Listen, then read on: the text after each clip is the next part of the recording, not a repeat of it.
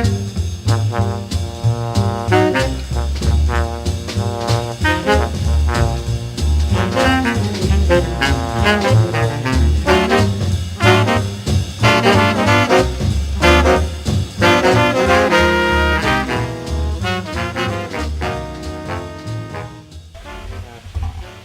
how did you start this project?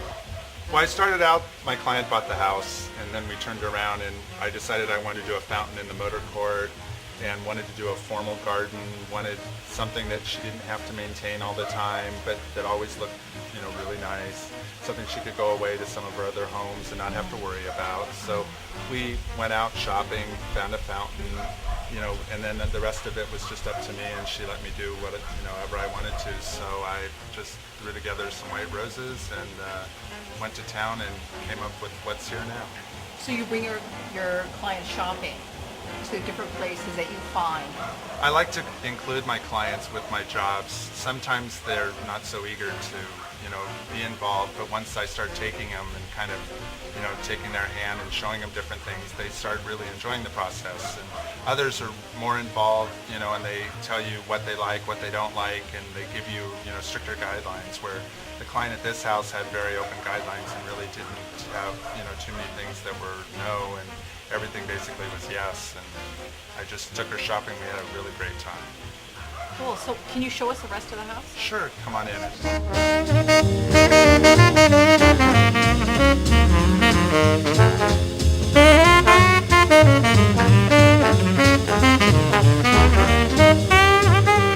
Stephen, what was your idea when you started this room?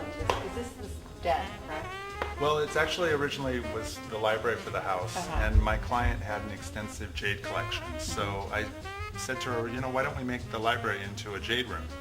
So we showed off a lot of her jade in here, and I went in and I put mirror and glass, and I did the room all dark and chocolates, which she had a problem with at the beginning, and now loves it. Finds it a real comforting room and, a really cold winter stay. Very comfy. Can we go this way? When you begin an installation just like this, Stephen, because I can see how tall are the ceilings over here? Well, it's a 2-story living room ceiling. So when you begin something like this, what are the elements that you have to think about before you begin something like this? This job, actually, I started, my client was always into, drabby colors, and I wanted to, bring her up and just, I think she would feel better with some colors. So I had to kind of coach her to come and, be more experimental with color in her house. So I got her to find these drapes that she loved the fabric on.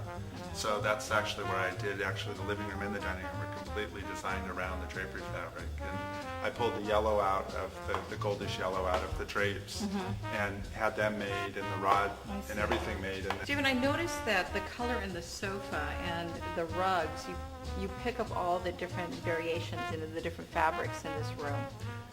Yeah, I actually try to use the color and have it kind of intertwined, between going in the golds and the yellows, the rug colors, the rose, the ox blood I got, for the porcelain. And it all ties in with what I have going on in the dining room, which is open to the living room. So I thought they need to play off each other, but they don't have to match. That's true. That's beautiful. I notice you have a beautiful trompe-l'oeil ceiling up there, like a little dome. Can you tell me about that?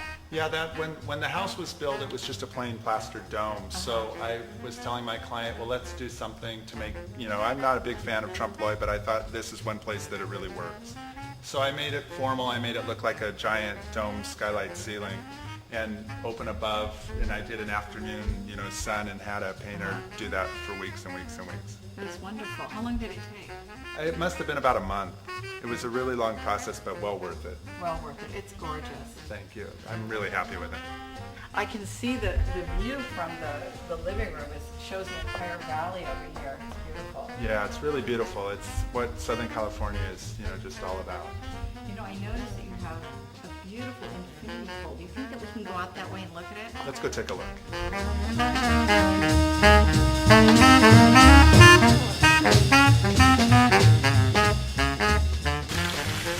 What are the concept of the infinity pool? What was your idea when you started working on this pool? Well, I'm not really a person that uses infinities all the time. I think they're overused, but here it really served a good purpose because you're sitting on the golf course and everybody always wants to put the pool by the house, but pushing it all the way to the end of the lot when your lot slopes down in the back gives you a much bigger lawn area and still gives you the same size pool that you need. So it really works nice here, and I was able to do the water sprays behind, and you have the country club in the background, and Beautiful. it's just a really grand statement. And I see the Sphinx is sitting over there. Where was that from? The sphinxes I picked up there, some antique sphinxes that I found, and I made these platforms and knew I wanted a sphinx, so I had to hunt around until I came across these. Wonderful.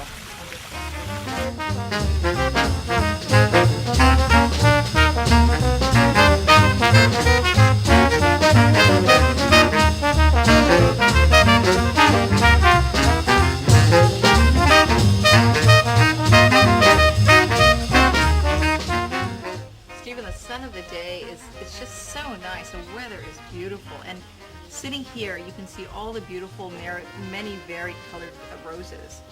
Every house I do, almost all the time, I want to put a rose garden in. I think they're one of the greatest things to have in Southern California, and actually really easy to take care of, and so many people are scared of them. Is that like your signature?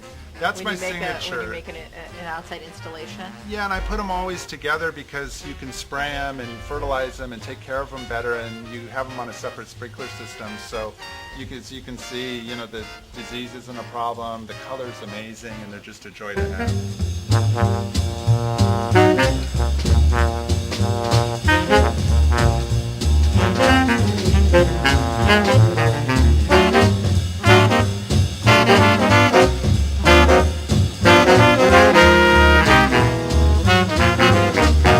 So Stephen, tell me a little bit about yourself. I know that initially you weren't going to be a designer.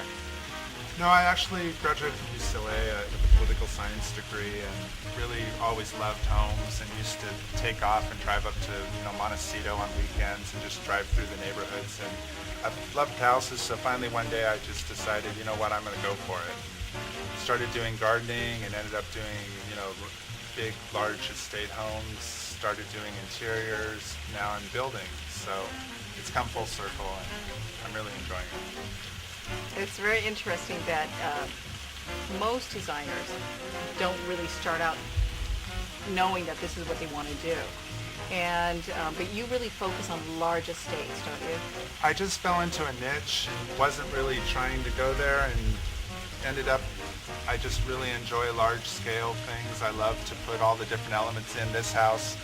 You have the pool and the jacuzzi and the, pavilion and the barbecue, and I love to put all the little things in the yard, the sundials and the knot gardens and the koi ponds, and make it all work and interwork, and just so it all flows really smoothly. It's a lot of fun.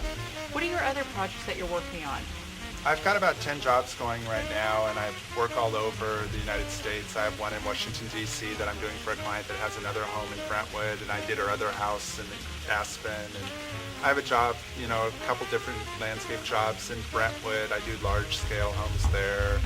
I have a house, probably my biggest project is a house I'm building in Beverly Hills. That's really the one Is your pet project? It's my pet. I love it. I know I can see your face It's light great. up when I you love talk this. about the project. It's my favorite job, and I'm building antiques into the house, and it's going to be just my really pet project that I'm just putting a lot of work into. Like your crown jewel. It's my crown jewel, but I'm hoping there'll be more to come. Definitely. Thank you, Stephen, so much for allowing us to come here and showing us your work. And this is Liz from To The Trade.